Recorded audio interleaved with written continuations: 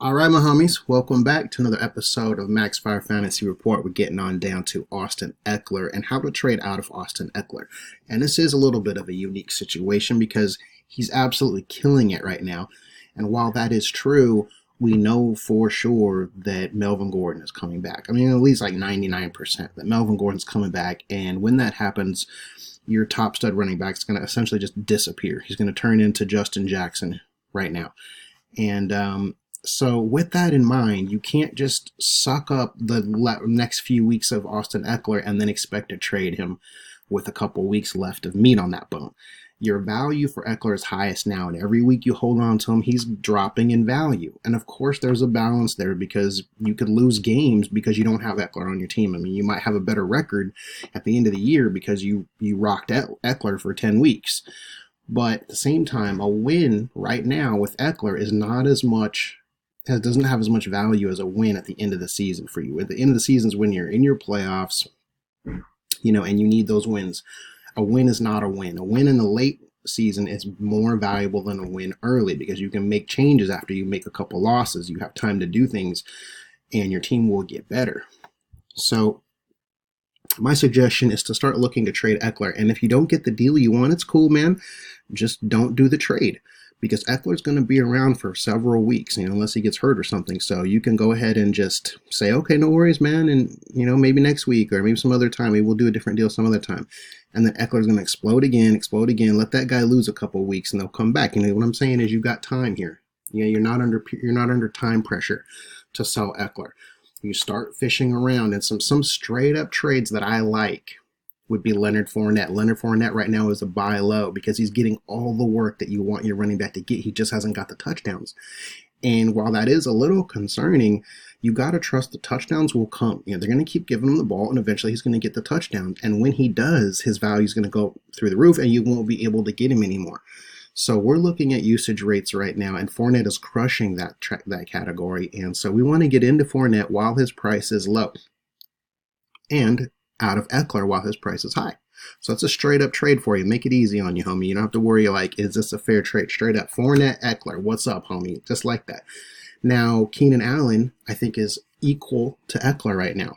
I think he's got a little more value because he's a season-long asset, and Ekeler's a diminishing asset.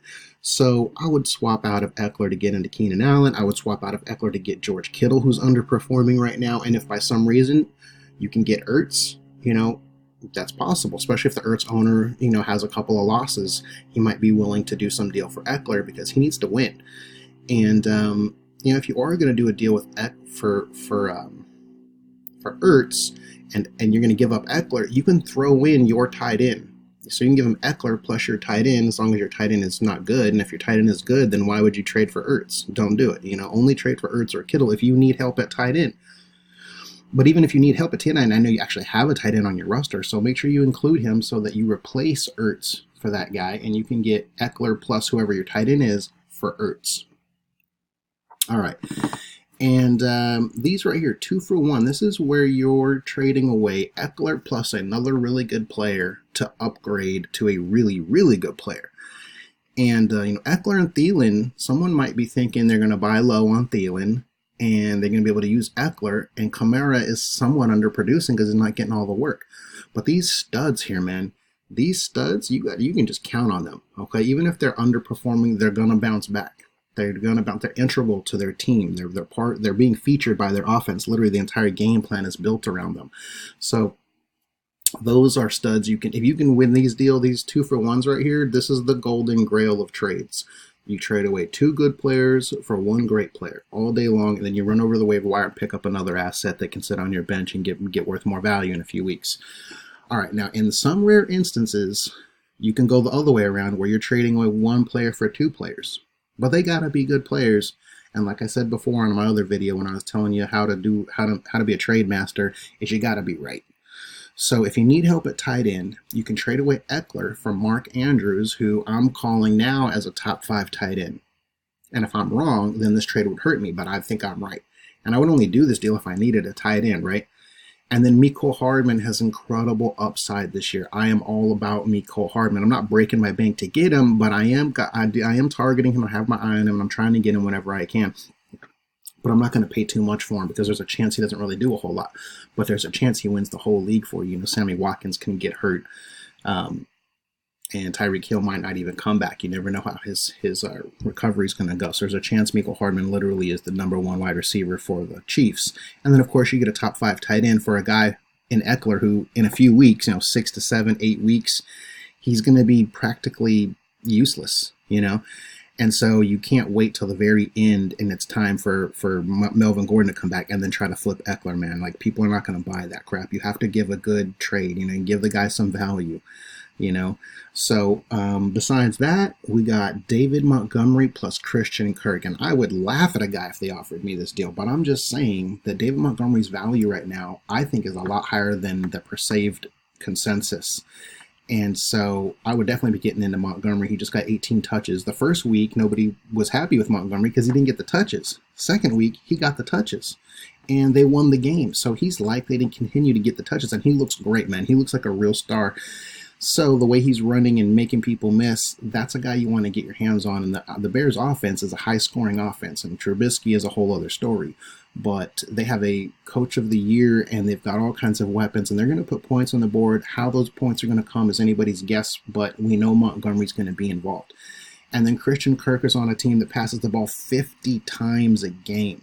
He's going to get his, and he's getting better every week. So he didn't do too good his first week, but he did good the second week, so he's not considered a lock right now. But if he does it again another couple of weeks, it's over. You're not going to be able to pull this trade off. So that's why you got to make these deals today. Make these offers today, and if you can't make them today, make them tomorrow morning before the season starts. I mean, before the games start. Because once these players pop, let's say at the bottom, you see this one here, it's Ekeler plus John Ross for Michael Thomas. So let's say you've got Ekeler and John Ross, and then John Ross wets the bed today or tomorrow. Then nobody's going to want to buy him. His value is going to plummet if he does not have a big game tomorrow. So, because everyone's going to go, okay, he had 2 good games and 1 bad game. Now that's the real John Ross. People are going to start getting antsy. And you won't be able to trade him for Michael Thomas because people still like Michael Thomas. But Michael Thomas is definitely going down in perceived value because, they lost Drew Brees. And I'm saying you should get into Michael Thomas right now because that perception is my value. Here's Ekeler, who's diminishing. Here's John Ross, who's probably going to have a couple of duds coming up. And so I want to trade on him while he's off of a good game. As a matter of fact, he had 2 good games in a row. So you should definitely be trying to sell right now. If you listen to me. And so Ekeler and John Ross from Michael Thomas would be a smash hit. And the one above that, Ekeler plus Fitzgerald, or Ekeler for Fitzgerald and Miles Sanders. Fitzgerald's a wide receiver too right now.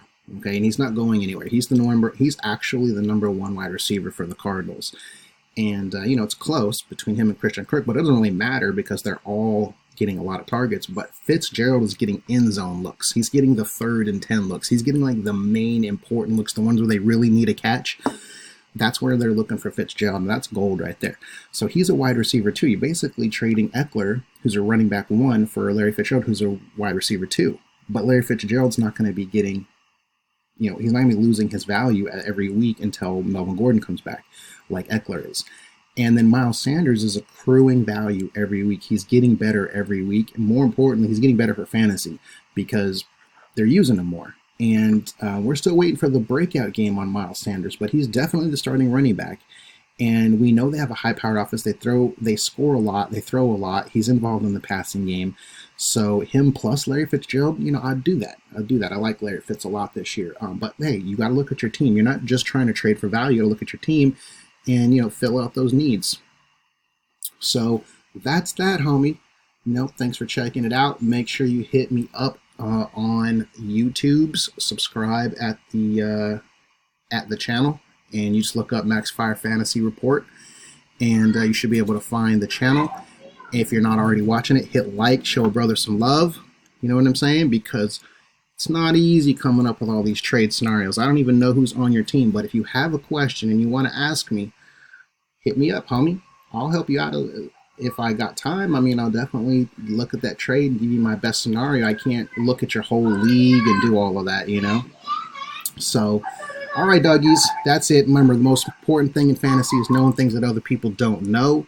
So, peace to my niece. Keep it easy, my squeezy. We'll see you on the flip.